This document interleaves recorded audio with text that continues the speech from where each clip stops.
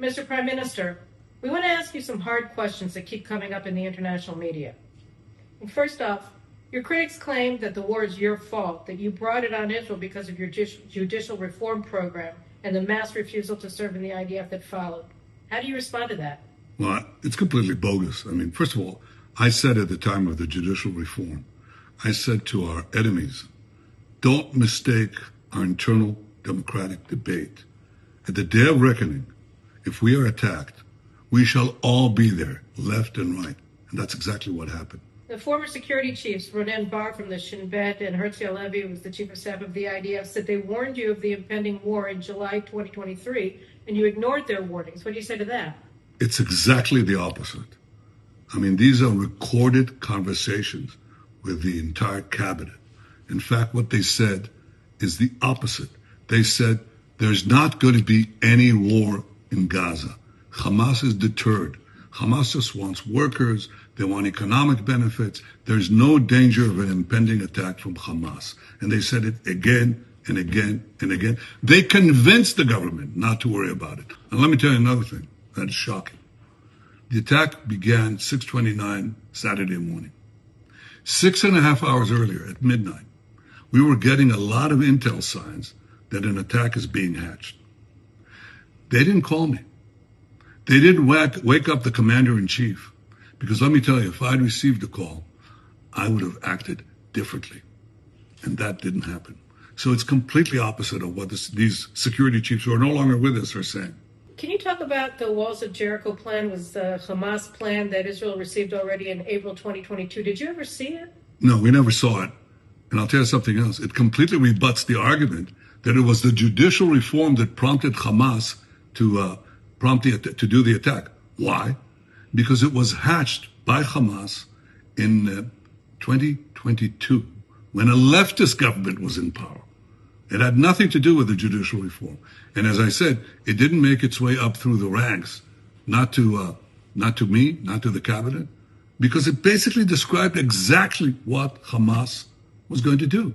It was a treasure house of intelligence information that was buried. Why was it buried? Because these guys were working on a fixed idea, which they presented to the cabinet. Hamas is deterred, and even if we got this incredible piece of information that Hamas is planning this surprise attack, this massacre, they don't really mean it.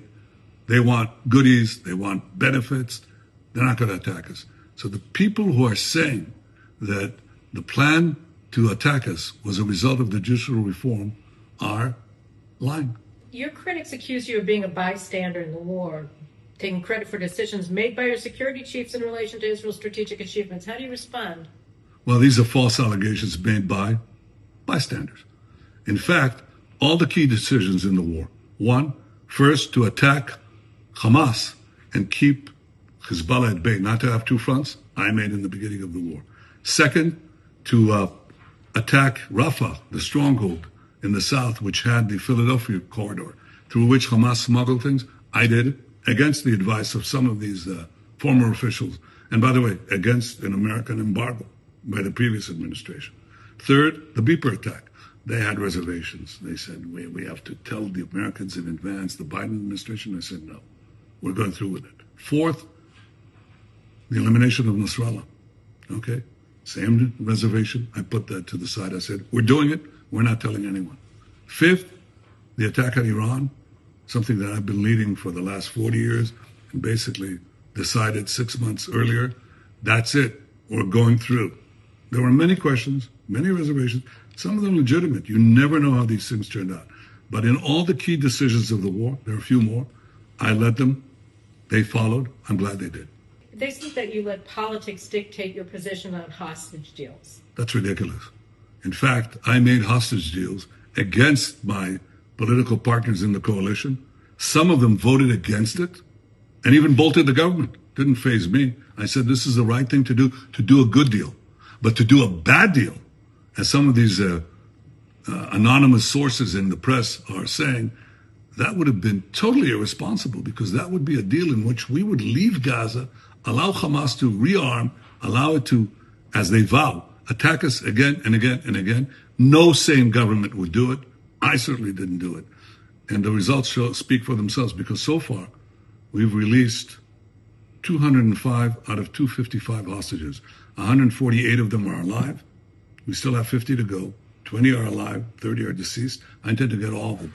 But let me tell you, the most senior former official in our security apparatus said on the first or second day of the war, he said, we have to get used to the idea. We're not going to see any of these hostages alive. Well, I thought otherwise. I thought that the forceful application of military pressure and diplomatic pressure would secure their release, and I intend to complete that plan. That's what I'm committed to. So these people are basically speaking nonsense. You can sell it through briefings to credulous people in the American and foreign press, but the people here know the truth. You're criticized for being beholden to the right-wing flank of your coalition, that you wouldn't even discuss the Biden administration's day-after plan for Gaza after Hamas that involved the Palestinian Authority in charge of Gaza because you were afraid of your coalition's survival. Is that true? No, it's another falsehood. It's not my personal political survival that I'm concerned with, but with my country's survival and its future, because I've committed my life to securing the future of the one and only Jewish state. The idea that after we defeat Hamas, we'll put in there the Palestinian Authority that teaches its children that Israel has to be destroyed, that sets up kindergarten suicide camps, that names the squares for mass killers of Jews, that pays Palestinian prisoners, their families, based on the number of Jews they slay. It's called pay for slay. The more Jews you murder, the more you get paid.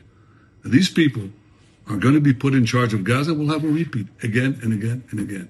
No, I want a real future for Gaza, for Gazans, for Israel. It has to be governed by people who do not seek the destruction of Israel and want to live in peace with us.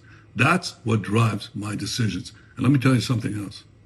If you ask after the Gaza massacre, if you ask the Israeli public, do you want a Palestinian state? You're going to get incredible numbers. Like 80%. We had a vote in the Knesset on a Palestinian state. Out of 120, 99 voted against. This is exactly what you see in the polls. Why is that? Because they had a Palestinian state. It's a Hamas Palestinian state in Gaza. It was merely a front position for Iran to try to annihilate Israel.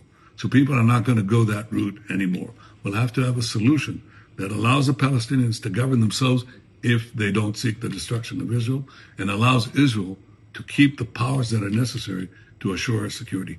That's my plan. Okay, so Prime Minister, what is your end game? It's called victory, victory, victory. And let me tell you one other thing. President Trump and I share.